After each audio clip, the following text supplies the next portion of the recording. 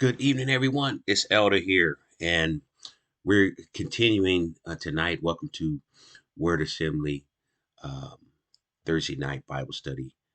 We're continuing tonight with the seven last sayings of Jesus on the cross. And my task this evening is to share with you the fourth saying of Jesus. And this saying is um, considered one of the is considered one of the um, most jarring are the toughest uh, scriptures in the Bible. You know, as we were aware, Jesus said many, many things, and even on the cross. But even before he got there, he suffered and, being beaten, being tortured, being mocked, spit on. Um, they pierced his side. There's so many things that he endured and suffered on our behalf. So the crown of thorns on his head. The nails, of course, being nailed on the cross, the nails in his hands and his feet. And, as he was being put to death, being crucified, we've learned that he focused on um, forgiveness. And the first saying, he said, Father, forgive them, for they know not what they do. He was always not just concerned with self, he was always considering others and had a firm understanding of exactly what he was to do and why he was to do it. So even Jesus, and even in this state, as we talk about this fourth saying, which is in the book, let's go to the book of Matthew, the 27th chapter and the 46th verse. And let's just read that. He says, in the New King James, it starts off this way. It says in verse 45, it says, Now from the 6th hour until the 9th hour, there was darkness all over the land. And about the 9th hour, Jesus cried out with a loud voice, saying, Eli, Eli, lama sabachthani. That is, my God, why have you forsaken me? My God, why have you forsaken me? And let's bow. Heavenly Father, God, we thank you now, God, for an opportunity to share, God, and that you may be glorified in it, God. So open the hearts and minds of your people that they may know and understand more of you, God, through the sharing of this word, God. In Jesus' name we pray. Amen. Once again, everyone that's watching that's um, will fellowship with this Bible study, greet you and thank you. God bless you all. We love you. Thank our Pastor Yvonne Joshua, for the opportunity to share again in this season. Um, this time is always an emotional time, at least for me, because the focus so much of this season of Christ and his dying and burial, um, and then his rising up. Um, it's it's just tough to discuss. It's tough to discuss. It's like any death, right? It's hard to talk about at times. It's hard to talk about. And this is our Christ, the one that gives us life and that secures our salvation with his death, uh, going through this horrible, the worst death you could go through. Um, and he has to do it. He has to do it. He has to do it. There's some reasons that it's a must, and it accomplishes some things. And I just want to point out that before I actually get deep into um, or get into this saying, I want to just point out that um, in studying Christology, which is the study of Christ and theology, um, it talks about some things that that Christ's death accomplished. And some of the things that it accomplished um, in this time was this: Christ's death brought justification. Justification is being justified, and that put us in right standing with God. It means that you're not found guilty. It's the same as if you were in court, and if you were before the judge on charges, and the judge said the jury comes back and says they find you not guilty. You've been acquitted of those charges. That's justification. But it also helped us and accomplished redemption. Christ's death accomplished redemption, and that means that the price uh, um, uh, payment. There was a payment for the sin, our sin, all sin, and man, and Christ actually brought redemption. He and paid the price for that. That's what it brought us also. Um, and then it also accomplished um, appropriation. It was a um, he was appropriation, so he was a substitute for our sin.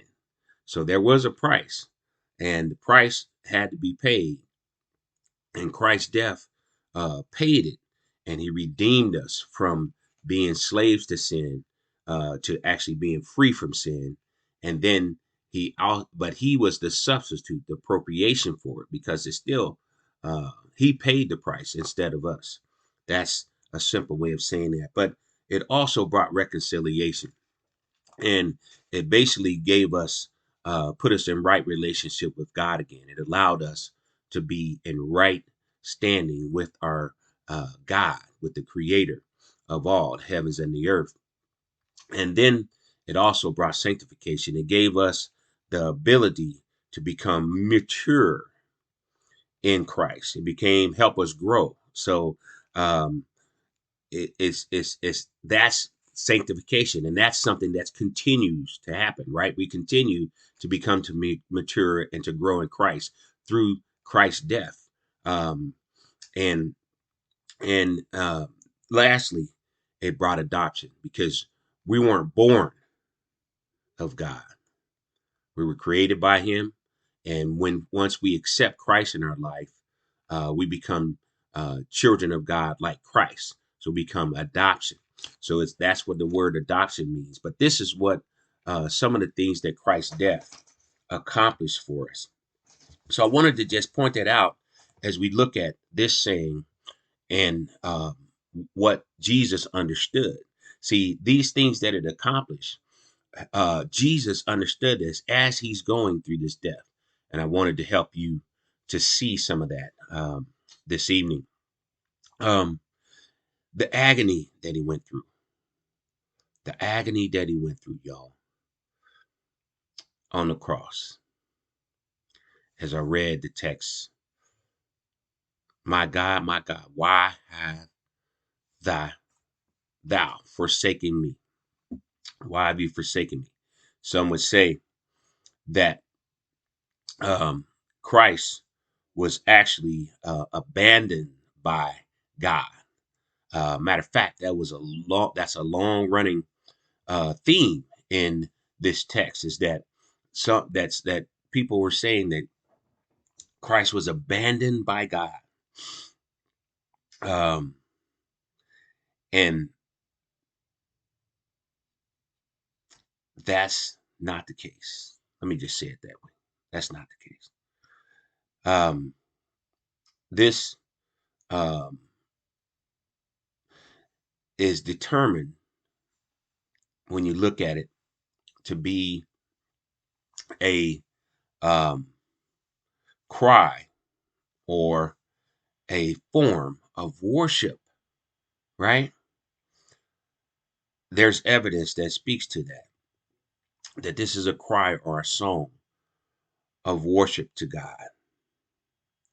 And the proper way we should look at that would be is Jesus saying on the cross that he's quoting straight from the sacred hymns of the Psalms.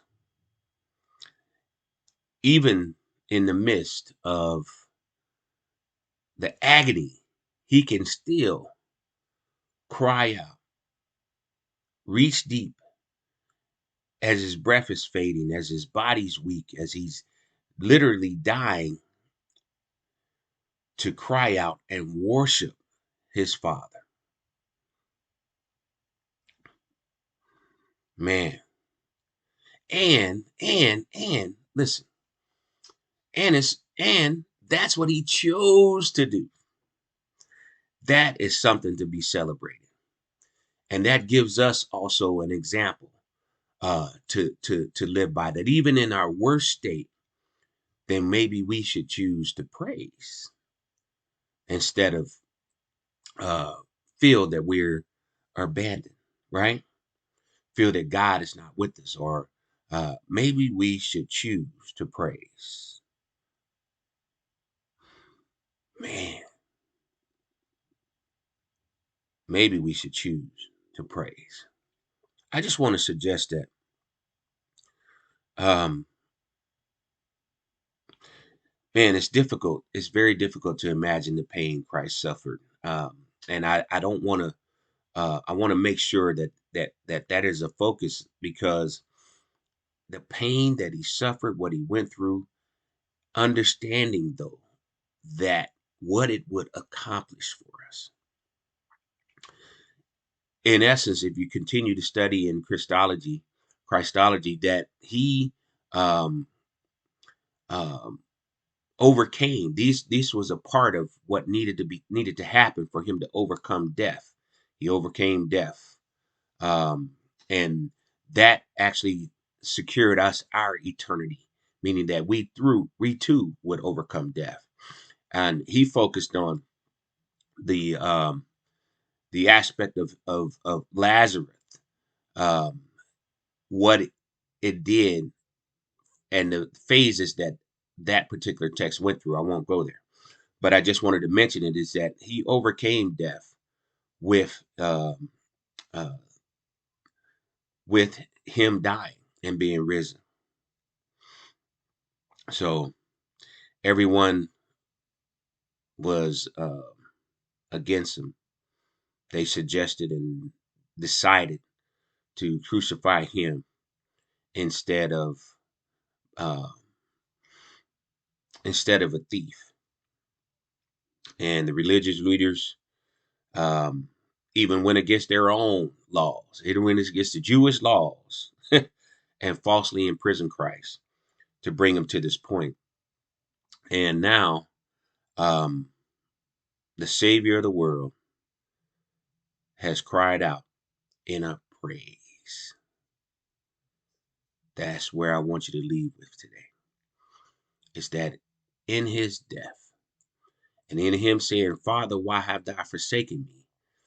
To not perceive it as that God had abandoned Christ, but perceive it as that he was praising God, knowing that what he was going through, he had to, and what it would accomplish for us, what it would accomplish for us. Because the truth of the matter is he knew what had to be done before he even took on human form, before he actually came down in the flesh.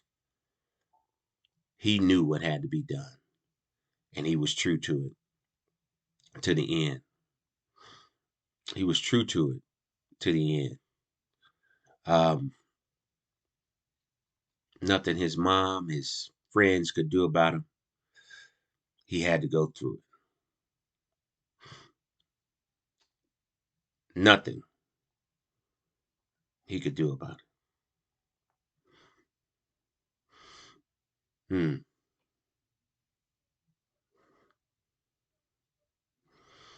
They say God looked the other way. No, he didn't.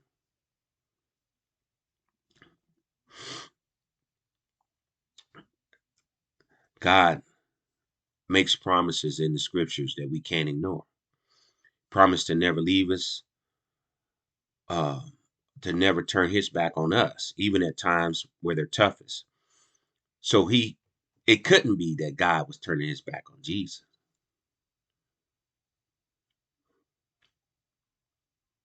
He didn't turn his back on Moses. He didn't turn his back on Joshua. He didn't turn and the early Christians. So why would people think he was turning his back on his own son, his only son? He did not. God doesn't break promises. God bless y'all. Pray that this word helps you. God didn't turn his back on Jesus on the cross, even with Jesus saying these words.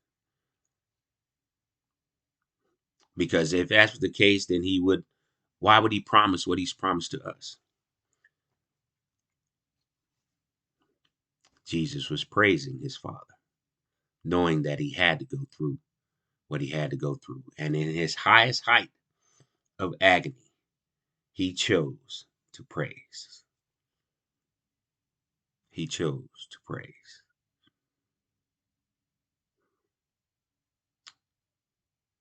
It was Job-like. Job chose to praise. Father, though you slay me, yet I praise you. Let I worship you. God bless your word. We love you.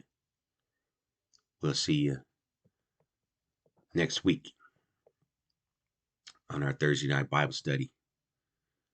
Let's bow. Heavenly Father, we thank you for the word that was shared. We pray that the hearts and minds received it and that it was impactful in their lives, that they know that our Christ and our God would never turn their back on Christ, and he will never turn his back on us. His word promises that. So we thank you for that understanding tonight, God, through your word and Jesus' example on the cross. In Jesus' name we pray. Amen and amen. We'll see y'all. God bless you.